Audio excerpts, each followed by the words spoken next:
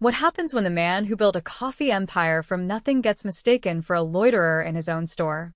Graham Walters stood outside one of his own shops, coffee cup in hand, watching through the window as the morning rush buzzed past. 6 locations now. From the tiny cart he started in a borrowed garage 10 years ago, to this sleek countertops, custom espresso machines, and lines out the door. But lately things fell off. Customer complaints were up. Online reviews mentioned cold staff and weird vibe. He'd asked his district manager what was going on. The answer was vague, something about new hires finding their rhythm. But that didn't sit right with Graham. He'd always believed you could train anyone to make a latte, but kindness? That couldn't be faked. So he decided to find out for himself. He picked the 3rd store, tucked into a busy outdoor shopping plaza, where foot traffic was heavy and turnover had been high. He hadn't met most of the current staff. This branch had been managed remotely since the pandemic, and he'd only seen them on internal reports. No photos, no introductions. He shaved his beard, dyed his gray hair a deep brown, and wore thick glasses he didn't need. He pulled on a faded hoodie, jeans, and a backpack. He looked like any quiet guy passing through. He walked in just after the early rush. The place looked clean but stiff. No music, no chatter. A young woman at the register didn't look up. "Hey," Graham said gently, "could I get a medium latte oat milk?" The barista glanced up. Her name tag read Haley. "We call it a tall, not medium," she said flatly. "And we're out of oat milk." Oh. Regular milk's fine," he said, handing over his card. She barely nodded, tapped the screen, and said, "You can wait over there." He stepped aside, watching how the 2 baristas behind the counter barely spoke to each other. No eye contact. Orders were passed wordlessly. One man, tall with a buzz cut, looked like he wanted to be anywhere else. He handed off drinks like he was tossing newspaper. Customers came and went. No thank yous. No smiles.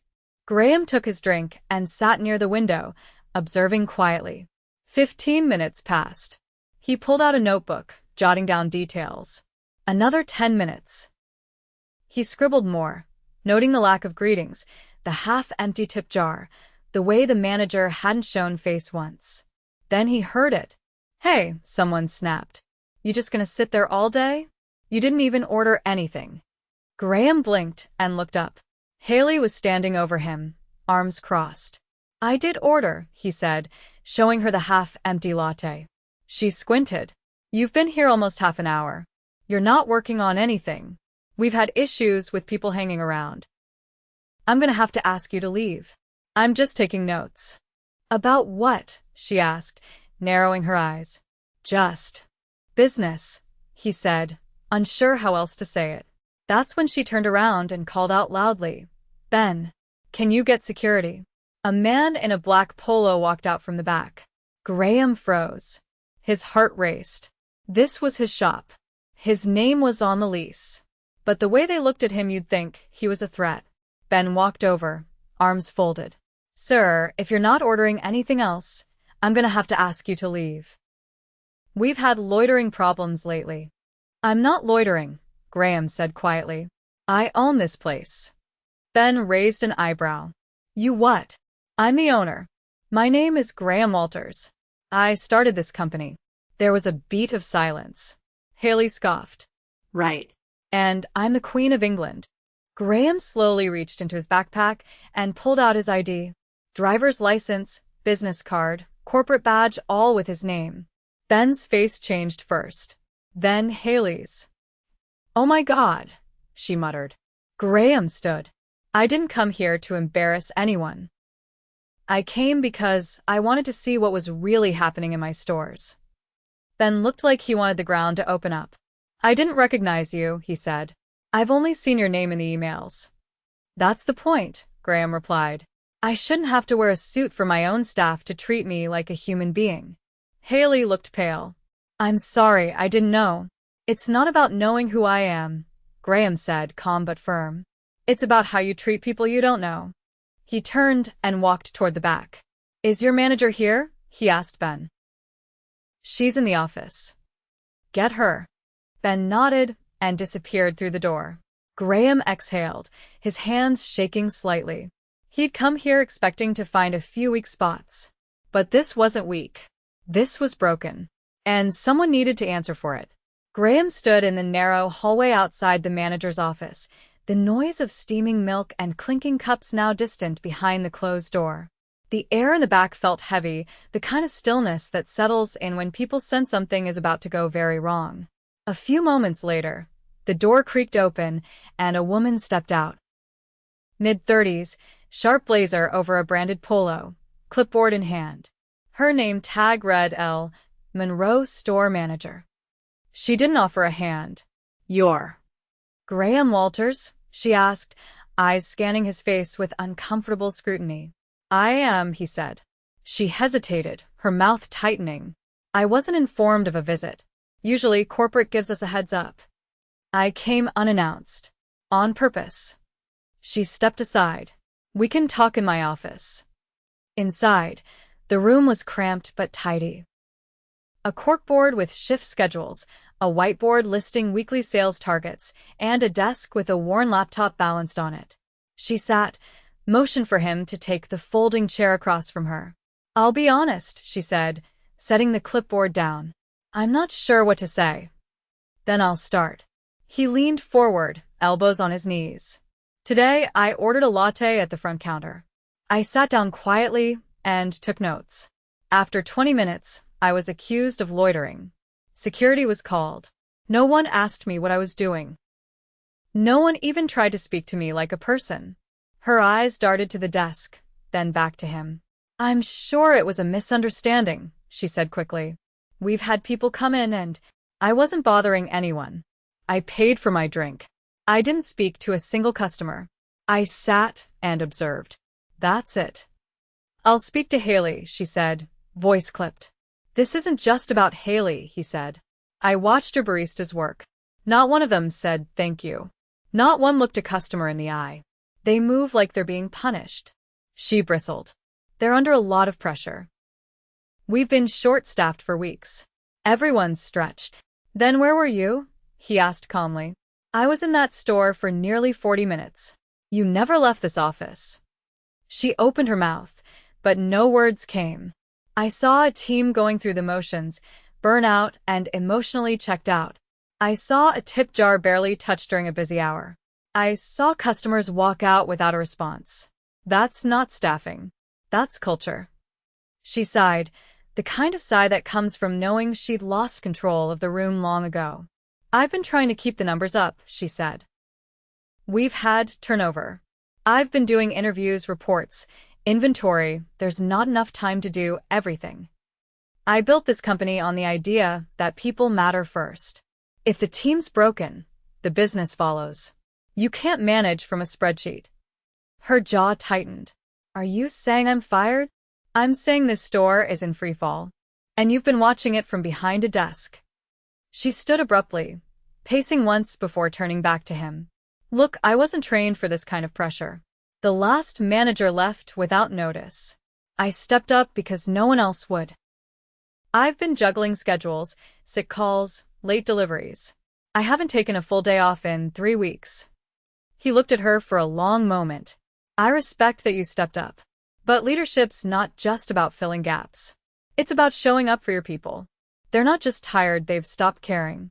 And that starts with who's at the top. He stood. I'll be assigning an interim manager. Effective immediately. She blinked hard, absorbing it. Her lips parted, but she didn't argue. She simply nodded once, tightly. I'll collect my things, she said softly. He left her office and stepped back into the corridor. Ben was leaning near the back counter, eyes avoiding his. Graham walked past him without a word, back out to the floor. The atmosphere hadn't changed much. Customers came and went, orders called out without energy. Haley stood at the register, her face pale but composed. Graham approached her. She looked up, apprehensive. I need the team available in 10 minutes, he said. Full floor staff. Breaks can wait. She nodded silently and turned to relay the message. 10 minutes later, the team stood near the back wall. 5 total. Haley, Ben, Two baristas named Marcos and Aaron, and one quiet young woman in the corner who hadn't spoken once. Her name tag read Sasha. Graham stepped forward. "I'm not going to give a speech," he said. "I came in today to observe, and what I saw was a team that's been left behind." No one moved. "I know this job is hard. I know customers can be rude. I know hours get long. But none of that excuses how people are treated by staff or by management." Haley lowered her gaze. "I saw you call security on someone who hadn't done anything wrong. You didn't ask questions. You didn't offer kindness. You saw someone you didn't recognize and decided they didn't belong." She swallowed hard but said nothing. Graham turned to Ben. "You followed orders that shouldn't have been given." Did you feel good about that? Ben looked down at his shoes. No, I didn't. "I don't expect perfection, but I expect decency. I expect care. This store is better than this. You're better than this." He scanned the group. "Lisa Monroe is no longer managing this location. I'll be assigning someone new." In the meantime, Sasha, he turned to the quiet barista, who instantly looked startled. "I've reviewed your customer surveys. You've been mentioned by name more than anyone else across the last 60 days. Always positive. Always consistent." She looked stunned. "I just try to be polite." "That's leadership," he said. "I'm appointing you floor lead for the next 2 weeks. You'll work directly with the incoming interim manager. You'll have authority to manage shift pacing and customer experience. You'll also receive a temporary pay increase." Haley looked over at Sasha, a mix of surprise and regret in her expression. "I don't care how long someone's worked here," Graham continued. "Seniority means nothing if you're treating people like problems." He turned to Haley. "You've been here 6 months. On paper, you're one of our faster cashiers. But that means nothing if you're creating a hostile environment. We're placing you on unpaid leave for the next week. You'll attend a mandatory retraining program. If there's no improvement, you won't return." Haley's mouth opened, but she didn't speak.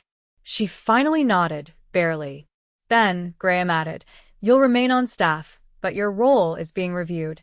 You'll report directly to our regional manager starting tomorrow." Ben gave a slow nod in return. Marcos and Aaron stood quietly, unsure where they stood. "You two haven't said much," Graham said. "But I've seen you working. You're going through the motions, and that's fine for now. But I expect more than silence. You're not cogs in a machine. If something's wrong, you speak. If someone's hurting, you help." Got it. Both nodded. He took a breath, letting the room settle.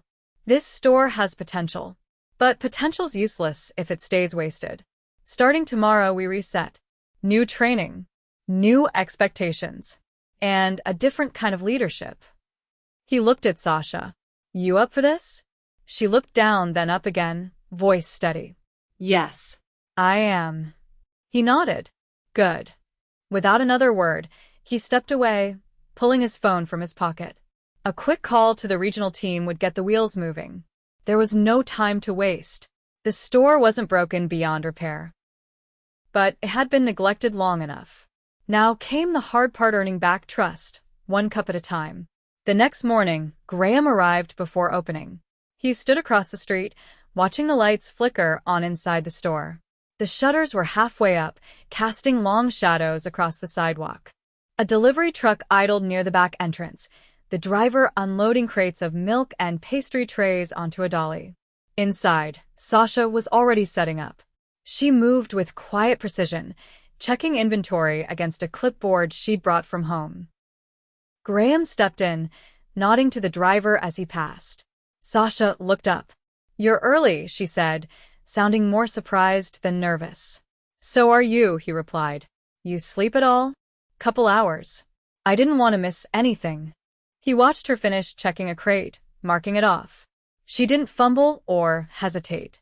There was no performance in her movements, just focus. She finished the checklist and turned toward him. "I asked Marcos and Aaron to come in 15 minutes early. Not to work, just to walk the floor with me. I want to hear what they see that we're missing." He nodded once. Good. "You're leading, don't wait on permission." She didn't smile, but there was a flicker of pride in her eyes. By 7:30, the team was filtering in. Marcos looked half asleep, but Erin had a notepad in her hand, same as Sasha. The two of them followed her to the front, where the espresso machine was warming up. Ben arrived last, stepping in with a heavy backpack and a neutral expression. He didn't say anything to anyone until Sasha approached him directly. "You're on register for the first hour," she said. "We're rotating everyone today. Breaks are staggered. No solo positions longer than 90 minutes. He blinked. "All right. Who's on milk bar?" "I'll rotate in halfway through. Erin starts there. Marcos takes over mid-shift." Graham watched from the corner. She wasn't just filling gaps, she was building a rhythm. The doors opened at 8. The first few customers were regulars. Sasha greeted them all by name. Erin made eye contact after every order. Marcos didn't say much, but he nodded when drinks were picked up. It wasn't perfect, but it was human. By 9, the line stretched to the door. Graham stayed out of the way, observing from the back. He noticed something different, small but critical. Ben was no longer glancing at the clock every few seconds. He was engaging, asking names, offering drink suggestions. When a customer looked confused about the pastry selection, he stepped out from behind the counter and pointed them to the right display. At 9:15, a woman in a business suit stepped in. She looked around, then made her way straight to the counter. "I need a meeting space," she said. "Or at least a quiet table. I have a call at 9:30. Sasha overheard and stepped in without hesitation. "We don't have private rooms, but we can clear the back corner for you. There's an outlet and it's quieter." The woman blinked. "Really? No one ever offers." Sasha gave a quick nod. "I'll bring you an extra chair for your bag." Graham watched the woman settle in, visibly relaxing as Sasha returned with the chair. No one had asked her to do that. She just saw what was needed and moved. At 10, the first rush slowed. Sasha called for rotation. Erin moved to register. Marcos took over milk bar. Sasha went to clear tables, collecting discarded cups and wiping surfaces without being asked. Ben came over to Graham near the back counter. "She's good," he said. Graham didn't respond right away. "You're not used to being managed by someone younger?" Ben shrugged. "I'm not used to being managed by someone who knows what's going on." Graham looked at him. "You want to stay here long term?" "I don't know yet," Ben admitted. "I used to like it, but the last 6 months. It wasn't just Lisa. It was the whole vibe. You come in, do your time, go home. No one cared. So after a while, neither did I." Graham nodded. "Then earn your way back in." Ben didn't argue. At 11:30, a man in his late 60s struggled to push the door open. Sasha spotted him instantly, ran over, and pulled it open. He was hunched, wearing a heavy coat despite the warm weather. She guided him to the front of the line. "I just needed tea," he said, voice hoarse. Ben leaned across the counter. "On the house, sir. You want black or green?" The man blinked. "Green, if that's all right." Sasha brought it over herself, then walked him to a window seat. Erin glanced at Graham as she passed. "I didn't know we could comp stuff like that." "You couldn't before," Graham said. "But you can now.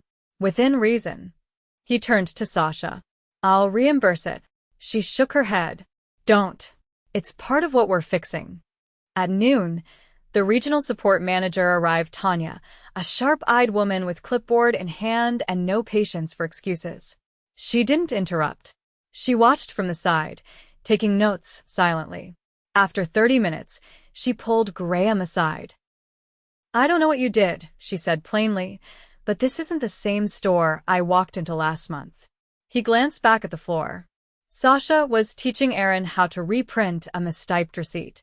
Marcos was replenishing lids without being told. Ben was wiping a spill before anyone noticed. "I didn't do anything," he said. "I just pulled back the covers." Tanya nodded.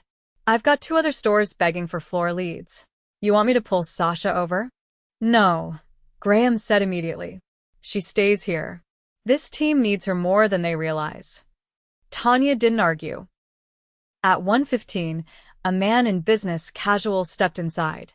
He looked around, confused. "Excuse me," he said to Graham, assuming he was just another customer.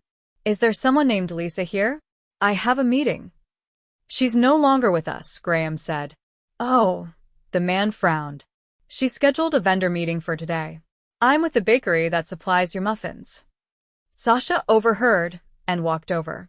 "We're still working with your company," she said, "but we're adjusting our order schedule. Can I take your contact info and follow up tomorrow once I've reviewed our inventory?" The man hesitated, then handed her a card. Sure. "That works." He left, visibly impressed. Graham turned to her. "You handled that like you've been doing it for years." "I've seen enough managers scramble through vendor calls," she said. "Figured I'd try something different, being clear." At 2, things slowed down. Breaks were staggered. Sasha finally sat for 5 minutes near the back, sipping water. She didn't check her phone, didn't zone out. She watched the floor, attentive even in rest. Graham sat beside her. "You used to want to leave," he said. "Didn't you?" She nodded. Twice. "Even wrote a resignation letter last month." Didn't submit it. "Why not?" "I kept thinking, if things changed, maybe it could work. I didn't want to give up on something that could be better if someone just tried." He didn't reply at first. Do more than try, he said. Keep building this. "I'll back you." She looked at him, serious. "Can I be honest?" "Always. If you hadn't come in like that undercover, I don't think anything would have changed. People don't tell the truth to titles." He leaned back. "Which is exactly why I did." At 2:40, a boy no older than 12 came in, clutching a crumpled dollar and a few coins. He walked nervously to the counter. "I want a cookie, but I don't know if I have enough." Sasha walked over before anyone else could answer. "You picked the right day," she said. "Today, cookies are free for future CEOs." The boy's face lit up. She handed him one, and he ran out, beaming. Ben chuckled softly. "Future CEO, huh? Why not?" Sasha said. "Someone's got to run this place someday." Graham didn't need to say anything. He just nodded to himself, quiet. The shift ended at 4. The team gathered near the back, tired but grounded. Sasha gave a quick rundown of what went well, what needed work. She didn't sugarcoat, but she didn't criticize either. Everyone nodded. No defensiveness, just commitment. As they dispersed, Graham pulled Sasha aside one last time. "Tomorrow, we'll talk long-term. I want to make this official. Title. Pay. Everything." She didn't react with shock. Just a quiet, steady nod. "Okay." He left without fanfare, walking past the same table where he'd been accused of loitering the day before. Now it was clean. A fresh flower sat in a small glass jar at its center. No one had said anything about it, but someone had done it. That's how change begins. Not in grand gestures. In the tiny things no one is told to do. The following Monday, Graham returned without disguise. He wore his usual button-down shirt, sleeves rolled up, and a weathered canvas notebook in hand. There was no announcement, no speeches. Just a quiet arrival 15 minutes before opening. Sasha was already behind the bar, checking grinder calibration. She noticed him, nodded once, and kept working. Her presence was steady, not performative. No flinching, no overcompensation. She knew her role now. Marcos was restocking the cup shelves. Aaron was pulling inventory from the back, and Ben appeared to be reviewing the mobile order queue on the tablet. There was no dead air. Each of them moved with purpose, not speed for speed's sake, but with an understanding of what needed to be done and who depended on it. Graham waited until after the morning push before gathering the team in the back. The office was small, so he pulled a few chairs into the hallway outside. It wasn't formal, he didn't want it to be. "Today's not about yesterday," he began. "It's about what comes next." Sasha sat at the edge of her seat, legs crossed, arms resting lightly in her lap. Her expression was calm, but alert. "I've reviewed operations across all 6 sites in the last 72 hours, he continued. This location had the sharpest turnaround in both customer feedback and staff cohesion. That doesn't happen from policy. That happens from people. He looked around. Effective today, Sasha's been promoted to official assistant store manager, interim title removed. That comes with full benefits, increased hourly wage, and equity tracking. She'll partner directly with our incoming manager, who arrives next week from our Midtown branch. Sasha gave a short nod. Not a smile, just acceptance. Graham noticed. I also want to address something else, he said. There's been a pattern, not just here but across multiple locations. When leadership pulls away, when presence becomes digital and not physical, empathy gets replaced by procedure. That's on me. I let that distance grow. Aaron shifted slightly, but said nothing. We're changing that, Graham said. Starting this month, I'll rotate through each store biweekly. No agenda, just presence. If I'm not on the floor, you'll know where to find me. Ben folded his arms, but didn't look away. This job isn't about coffee, Graham continued. It's about the experience people carry out the door. That includes you. If you leave here dreading tomorrow, we've failed. He turned to Marcos. You've been consistent, steady, but quiet. I want to hear your voice more. You have a good eye for flow, Sasha. Tells me you suggested rerouting the drink pass through to avoid cross-traffic. That cut customer wait time by 15%. That's leadership. Marcos blinked, surprised. I didn't think anyone noticed. I did, Graham said. He turned to Aaron. You asked for more responsibility. You'll take over scheduling trials next week. Sasha will guide you. If that goes well, we'll discuss cross-training you on vendor coordination. Aaron nodded, then paused. Can I be honest? Always. I wasn't sure I trusted any of this at first. Thought it was just another corporate reset. But it feels different now, like we're allowed to care. That's the goal, Graham replied. He looked at Ben last. You've got experience. You've also got skepticism. I'm not asking you to change overnight. But understand this. Respect isn't top-down. It's mutual. Ben shifted, then exhaled. I've been thinking about transferring. Closer to home. You'll have my support either way, Graham said. But if you stay, I expect you to lean in, not just show up. Ben nodded once. The meeting ended without a round of applause, without handshakes or staged photos. Just a quiet return to work. Later that afternoon, Graham sat with Sasha at a side table near the window. The store had settled into its midday rhythm, steady, not frantic.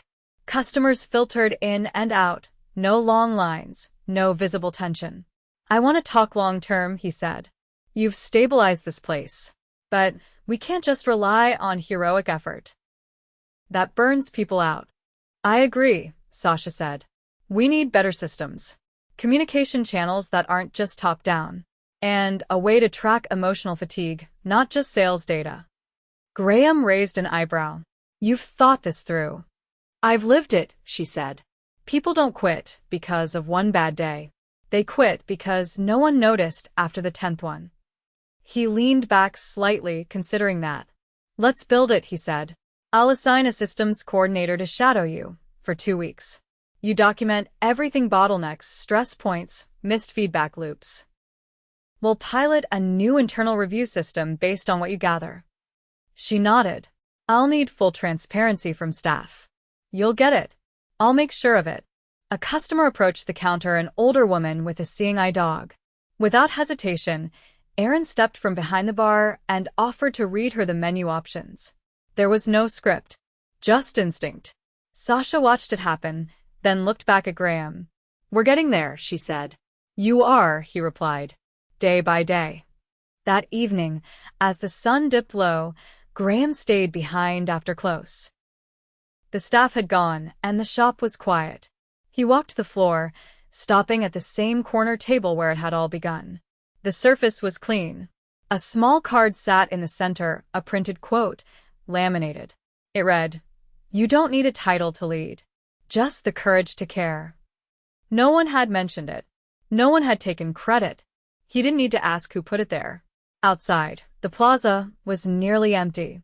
Graham locked up, keys jingling softly in his hand. A cool breeze moved through the corridor as he stepped into the lot. The store wouldn't be perfect tomorrow. or the next day. But it didn't need to be. It just needed to keep choosing people over process. And now it finally had someone inside who would make sure it did.